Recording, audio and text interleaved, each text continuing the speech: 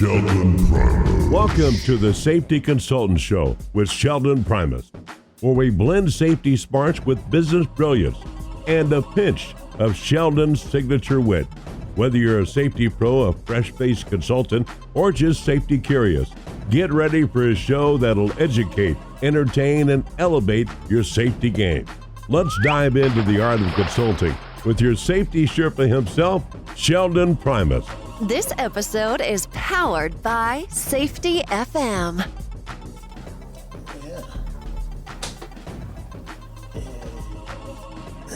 Welcome, gang. It sure is powered by Safety FM. Welcome to the Safety Consultant Podcast. I'm your host, Sheldon Primus. It's the podcast where I help you figure out some stuff. Work out a little bit about being a consultant. We talk about OSHA compliance. We talk about EH&S and all kinds of stuff.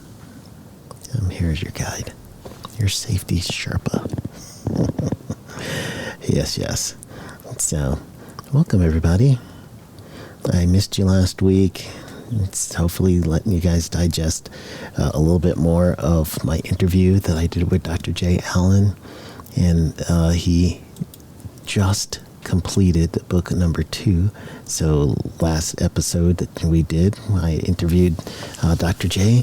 So Jay has been a friend of mine for a while. It's helped me so much with the podcasting and getting out. You get to hear me on Safety FM because of him. And then also the Safety FM as a whole was brainchild of him and his wife, Melissa. So we talked a little bit about that and a few other things. And actually this episode is kind of like a recap episode of what we talked about, because there was some really important stuff there. So safety, in my opinion, consciousness, construct, and the reality of a risk. So Dr. Jay Allen's first book, and then the second book is actually out as of yesterday, I believe, or the day before, called Safety Mutation, Information Misdirection. So it's pretty cool. You're going to end up having to truly add these to your library. All right. And if you have not heard the episode that I did with Dr. J, listen to this episode now, and then you're going to get kind of a feel of some of the things we talked about. So I'm not going to reiterate everything. You literally could go back to the episodes. But I am going to tell you about me listening to the audiobook and my feelings when I first started listening to this. And that's this episode. So first, again, I know Dr. J, so the two of us, we've been very friendly and have become very, very close friends. And honestly, I'm very, very just at awe at this book, and also at the friendship that we've had. So it's really great to pay honor to that friendship, and talking a little bit about how I took this book. So there's a bunch of stuff that came out of this, and I'm not gonna do a full spoiler, but I do need to at least let you guys know that if you have not read the book yet, you need to read the book, okay? I'm going to tell you some stuff that's in the book, but I'm not going to be the one who wants to be a spoiler for you guys. Epic fail. I am not going to be the spoiler, but I'm going to tell you some parts of the book that may be considered stuff that you would not have known unless you read the book. All right? So there is some insight, but not spoiling. I hope not. I'm just gonna tread a line here, right? Do that little cartoon-esque treading of a line, a little bit as I can, and making sure I don't drop any of the plates that I am going ahead and juggling over here. I'm just not gonna do it. I'm gonna tread that line carefully. All right, you guys, that's enough. There we go. So, yes, I am going to give you some parts of the book, but let's say it's not a spoiler. We're not calling that. So, the heading for the book, that is the subtitle, I guess, meaning the first book that Dr. J did, isn't a manual to transmission safety, in my opinion. And then the subtitle, Consciousness, Construct, in the Reality of Risk. So for those of you that are fans of anything related to The Truman Show, maybe even fans of The Matrix, and maybe DC fans, and you're a fan of Green Lantern and you know the term construct, look that up, gang. But either way, the idea that Dr. J is giving you from the book, and henceforth he shall be J. J. What he was really trying to get at is reality, if you would, the things that we're doing day to day, and their reactions, relationships, and everything else that we have. Those are things that is the programming, if you would. So if you were to do life, and you do life as expected, you're following the program. Your consciousness is aware of the things that it would take for you to run the program. Consciousness as to, I go into work, clock in, I'm the safety officer, and I'm supposed to hold certain meetings. I'm supposed to make sure my OSHA 300 logs go in for us US-based consultants and safety officers. So those are the things that are your norm. That's the programming. Also, we'll go with that is your safety programs and the activities that you do as a organization for your final service or product, all the work that goes in there and the safety considerations. The programming is, oh yeah, we've got perfect training and the workers are completely engaged and all that stuff. When you see the consciousness part becomes the person becomes awakened, if you would. That awakening is when you start seeing holes in the programming, such as when everyone understands that we've got a perfect JSA, and the JSA is, something that we can do all the time, and everybody participates, and it's in a high level, and then we have ourselves an incident, an issue, right? So what the consciousness then would be is, in those moments, you now become aware that what is being said, what's being done, what the day-to-day activities, the quote-unquote programming, is actually there's some flaws in that programming. You'll see a glitch in the system, such as the JSAs that we thought were supposed to be completed. There's pencil whipped here and there. So then now you're seeing glitches.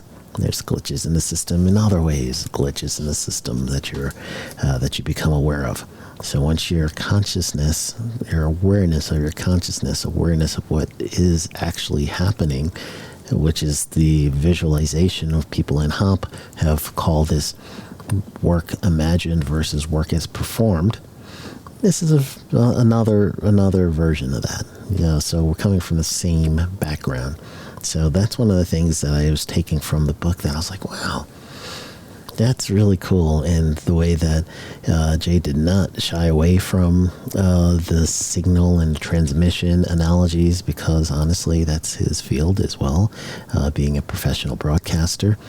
So I could see in his opinion and his views how the signal is something that he understands. And honestly, as I was reading it, I was like, ooh, I'm getting it. I'm old enough to remember when you had to tune in a station. You guys who have been young enough that you just had digital stuff where you just push a button and then all of a sudden you hear music. Well, imagine you're in a rental car and you don't know anything about the area, and you figure it out, all right, let me just go ahead and let's listen to the local stations for a while so I can figure out the area a little while I'm in this rental in this new town, right? So you turn on the engine, you turn on your radio, there's static, and now you've got to move the tune button positive or negative to go up that radio frequency dial. And now all of a sudden, those static starts getting clearer and clearer, and now you actually have someone that you hear music or talking in news or whatever, right? So at that point, the signal is clear. So the book hones in on that kind of analogy. And then the signal itself has many different components to who's broadcasting and why, and what is the true message coming from the signal. All that stuff is going to be in the book, right? So the book is really good because if you did not get a chance to really get to talk to Jay, understand him, it goes kind of back and forth from a story about his life and then a story about issues that happened with his working career, especially the 405. I can't give that one away, but that was a significant event and it led to a lot of things in Jay's life, and he spoke about it in the interview. So go ahead and listen to the interview after you listen to this one so you can get a little bit more understanding about the 405 from the author's mouth. He also talked a lot about, in the book, the science behind some of the signaling and the science behind some things that you are going to, as a safety officer and a safety person, when you start seeing the construct start giving away, then these are the things that you're observing. He explains it for you. Talks to us about being the safety absorber, which is, another term for burnout that he's created. And man, do I see students that are on the verge of burnouts on my classes, and I have to give them the talk about, take care of yourself. And all you guys listening within the sound of my voice right now, we are empaths by nature. Some of us are trained that way. Some of us are truly empaths, and we have been our whole life. So we're drawn to the safety field. So we get here, we're trying to keep people safe from injuries and illnesses. Some people don't like what we're doing. Some people are like, oh, cool. We get a friend and an ally, right? Some of us are working in conditions where we're constantly struggling to get people to, I hate to say comply, but just to truly start thinking beyond themselves and thinking about their personal safety and everyone else. And you have a reward system in the organization that is built to reward things like production quotas and to reward how many days we don't have an incident. So in those cases, you as a safety and health officer, you now are put on a very hard pedestal sometimes, and try to stay up on that is hard. And sometimes you're, afterthought. And honestly, people are like, yeah, safety. And you're even an outsider. And when your truck pulls up, people are calling and they're like, hey, safety's here, safety's here. Or they're like, do you have a left-handed screwdriver? Everybody in the field knows what that is. If you're talking about a left-handed screwdriver, you're really just trying to give code that safety's here. And that is the true thing. And honestly, for us, we start getting burnt down. And if we start getting burnt out, it's going to show our empathy goes down, and we start, using the OSHA standard as a weapon, or whatever your standard is. Those are some of the things that you'll see with burnout, or you yourself are going to get completely emotional. You're going to take on more stress and anxiety. So that was spoken about in the book. So honestly, if you're going through that now, this is time for you to pick up that book. He also mentioned a bunch of other things in there. The Mirror 4, he talked about different types of personality modes. You're going to be dealing with 3 specific type of personality modes that people could be operating in when you get over there. So you have to kind of be aware of what those modes are. He even talked about his personal journey from his awakening point to pretty much behavior-based safety with Scott Geller, and then later on his Dr. J's just his friendship with Dr. Todd Conklin, and also Dr. Todd helping him out with his career was in there, and it's also in the episode. So you guys gotta listen to that one. And talked about his love for ink, tattoos, I'm going to get a new one this summer. I think I will. I don't know. I want to. I really do. He spoke about in the book, a copy of a copy, and I spoke to him on the interview about that. And I might end this with this one thought, with a copy of the copy. Especially since a lot of us now are getting influence from AI, and we're getting influence from other professionals out there. Some people may even be influenced by me, since I teach a lot of classes, and as an instructor, you have a certain role with students. So I heard because I was listening to the audiobook when Jay was talking about a copy of a copy. And for me, my interpretation, he gave his version, my interpretation is, I have heard many of people say things, and I had repeated them in my safety career because, these people know, right? Here's one for an example.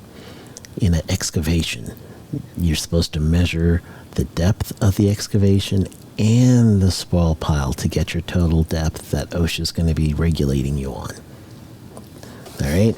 So for all you guys that have heard that, go ahead. True or false? Come on. True or false? Let's see if you guys know. All right, so that is a false statement because OSHA has a whole, just go to OSHA.gov/OTM, I believe, for OSHA training manual, and look up the chapter on excavation. They'll tell you exactly that you're supposed to measure from ground level down for OSHA compliance. It's still an additional hazard with that extra spoil pile right on the edge of the excavation, but the copy of a copy thing was people who keep saying and repeating falsehoods, believing that it is true because they heard it from another professional. And that professional heard it from another one. So literally, we in our industry are playing the telephone game. OSHA's going to shut down this job. OSHA doesn't have the power to shut down the job. Telephone game. It's truly what you guys are. That's my interpretation of a copy, is honestly not being authentic to yourself.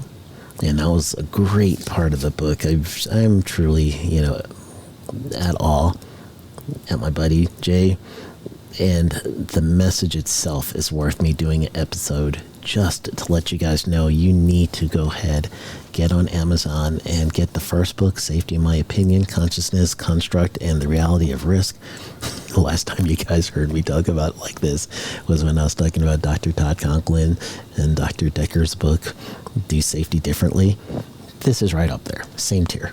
You guys got to get this book. And then the second book just came out. Again, it's called Safety, Mutation, Information, and Misdirection. Honestly, the heading to that also, before I go into my thought, not every evolution is progress. I truly feel this is the right message for this time.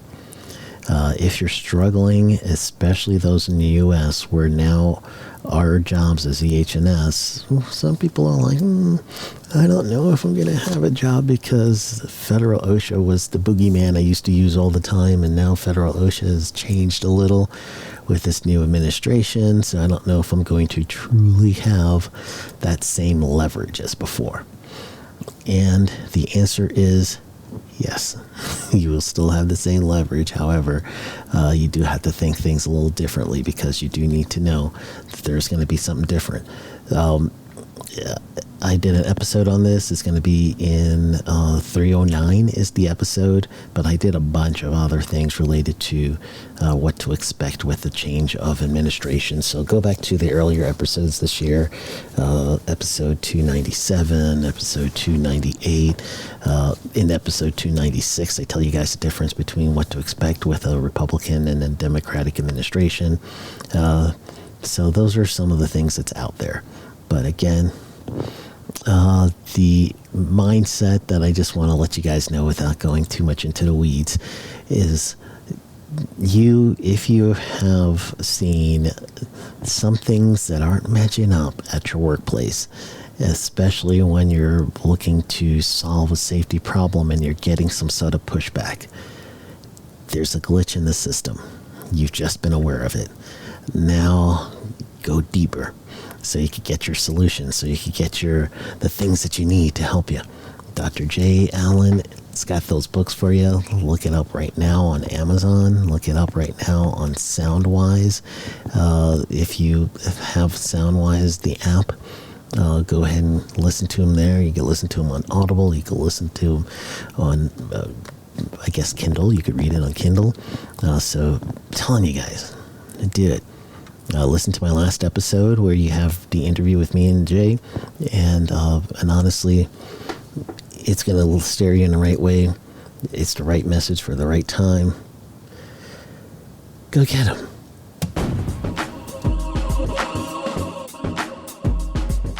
That's a wrap for today's safety show. Remember, safety isn't just about hard hats and caution signs. It's about business smarts too. Thanks for joining us on the Safety Consultant Show with Sheldon Primus. Until next time, stay safe, stay savvy, and keep consulting like a boss. Go get 'em.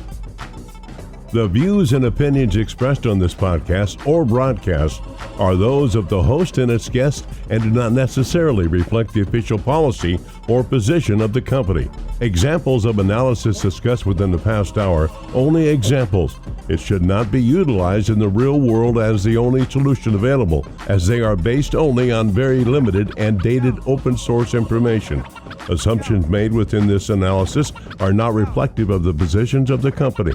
No part of this podcast or broadcast may be reproduced, stored in a retrieval system, or transmitted in any form or by any means, mechanical, electronic recording, or otherwise, without prior written permission of the creator of the podcast or broadcast, Sheldon Primus. This episode has been powered by Safety FM. Are you ready to make a difference? Introducing the Safety Consultant Blueprint course. Unlock your potential as a safety consultant. Learn the skills, strategies, and ethics to create safer workplaces for your very own client. From risk assessment to client acquisition, we've got you covered. Become a safety consultant and open doors to being your own boss. Join us and be the hero of workplace safety. Enroll today. Safety starts with you. Take the first step now. Visit our website and enroll in the Safety Consultant Blueprint course. Empower businesses. Protect lives. SafetyConsultantBlueprint.com.